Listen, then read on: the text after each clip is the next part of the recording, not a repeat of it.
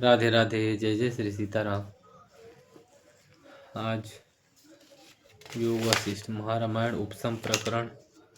आज उपसम प्रकरण का आज अंतिम वीडियो होगा, आज समापन होगा। इस श्लोक से प्रारंभ करते हैं। आज अध्यात्म विद्याधिगमः साधु संगम एव च वासना संपरित्यागः प्राणस स्पंदन निरोधनम् एतास्ता युक्तः पुष्टा सन्ति चित्तजये किल। का अर्थ में यह है, जिस प्रकार पवन स्पंद के शांत हो जाने पर आकाश में धूलि नहीं उड़ती, वैसे ही वासना का विनाश हो जाने पर चित्त विषयों में नहीं भटकता। जैसे हवा जब शांत होता है तो आकाश में धूल उड़ना रुक जाता है, और जब वासना का नाश हो जाता है, मन में वासना शांत हो जाने से चित्त शांत हो जाता है, विषयों में नहीं भटकता है। बुद्धिमान पुरुष को एकाग्र चित्त से बारंबार एकांत में बैठकर प्राण स्पंदन के निरोध के लिए विशेष यत्न करना चाहिए। बुद्धिमान मनुष्य को चित्त को एकाग्र करके बैठ करके प्राण जो है, जब श्वास आ रहे हैं,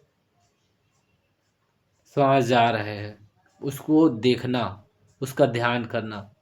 जब प्राण को जब देखते रहोगे, जैसे कि बंदर, कोई छोटा बच्चा, वो शैतानी करता है, लेकिन आप उनके ऊपर नज़र रखें, उनको लगेगा कि मेरे ऊपर नज़र रखा जा रहा है, तो उनका शैतानी रुक जाएगा। वैसे ही मन है, और मन का आधार है प्राण। ये प्राण स्पंदन, यही मन का आधार है। जब प्राण जब सुधर जाएगा तो मन सुधर जाएगा। जब मन सुधर जाएगा तो वासनाओं में नहीं जाएगा। तो वैसे ही प्राण का निरोध करें। प्राण को आप देखने का अभ्यास करें। अंदर आ रहे श्वास, फिर श्वास जा रहे हैं। इसके बारे में मैं आगे बहुत सुंदर डिटेल वीडियो बनाऊंगा, जिससे आत्म साक्षात्कार की, परमात्मा प्राप्ति की, मोक्ष की प्राप्ति का उपाय है। तो उसके बारे में भी डिटेल करेंगे। और ऐसा अभ्यास अगर चालू कर दें, जिसको जो विवेकी साधक है, जो परम विवेकी पुरुष है, वो ये अभ्यास शुरुआत कर सकते हैं। आगे का हम भगवान की कृपा से, आदेश से हम जरूर अच्छे इस विषय में विशेष चर्चा करेंगे, और बहुत सरलता से इस पर अध्ययन करेंगे, और हम बताने का प्रयास करेंगे। निरोध के लिए विशेष यत्न करना चाहिए। जिस प्रकार मदमस्त दुष्ट हाथी अंकुश के बिना दूसरे उपाय से वश नहीं होता, उसी प्रकार पवित्र युक्ति के बिना मन वश में नहीं होता। मन को वश करने के लिए युक्ति लगाना चाहिए। जैसे कि बच्चे को सुधारने के लिए दिमाग से, ताकत से नहीं सुधरता। छोटे बच्चे को युक्ति, दिमाग से छोटे बच्चे को सुधारो, उसकी प्रशंसा करो, मेरा बेटा तो बहुत बहादुर है, ऐसा कर सकता है, कुछ भी कर सकता है। उनको थोड़ा से फुला दो युक्ति, तो बड़े बड़े ये कर दो, सब काम करके आ जाएगा। अब उसको बोले तो कुछ नहीं कर सकता, तो मूर्ख है, ऐसा वैसा, तो उनका और कुंठित हो जाएगी उनकी जो मन है। तो ऐसे युक्ति, इस तरह से युक्ति से ही मन को वश में कर सकते हैं। अध्यात्म विद्या के प्राप्ति, साधु संगति, वासना का सर्वथा परित्याग और प्राण स्पंदन का विरोध, परमात्मा की प्राप्ति का ये उपाय बताया। पहले साधुओं की संगति करना, वासना का सर्वथा, वासना का जो त्याग है बहुत कठिन नहीं है। इस संगति के प्रभाव से बहुत प्रभावशाली होता है संगति। तो जैसे भोगी और अज्ञानी मूर्खों के जो मन के हिसाब से, जो धागे में जो पतंग के जैसे जो उड़ रहे हैं, मन के ही नौकर है, ऐसे लोगों के संग में रहोगे तो वैसे ही हो जाओगे। और संतों के संग करोगे तो वासना का त्याग तो क्या, बहुत धीरे धीरे ऐसे आप बुद्धिमान हो जाएंगे कि वासना आपको गंदा नाले के जैसे, गंदगी जैसे दिखेगा। आपको वहाँ लालच आएगा नहीं। जो चीज़ में लालच होता है उसी को आदमी प्राप्ति करने के लिए कोशिश करता है।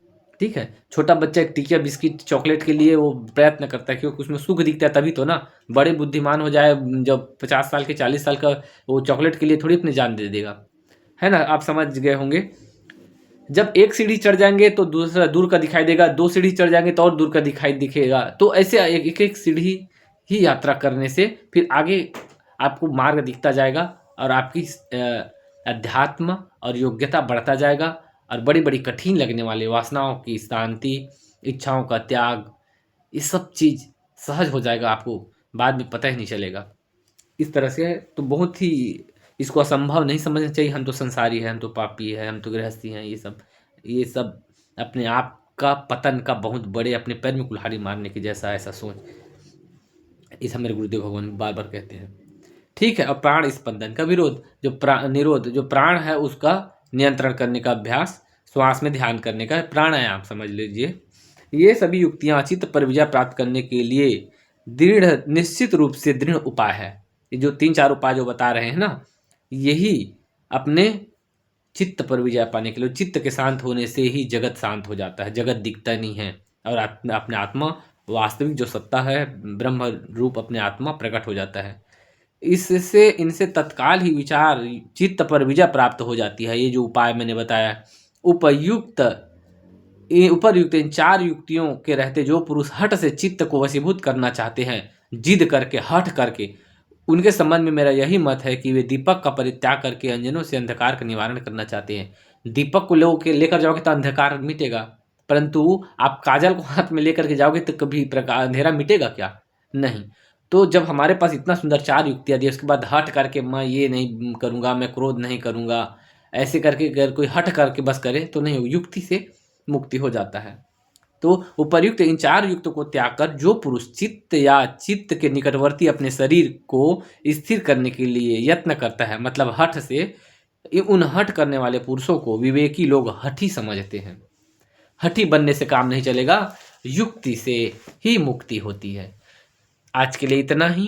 अब अगला प्रकरण कल से चालू करेंगे। आज उपशम प्रकरण का आज से ही संपूर्ण करते हैं। राधे राधे।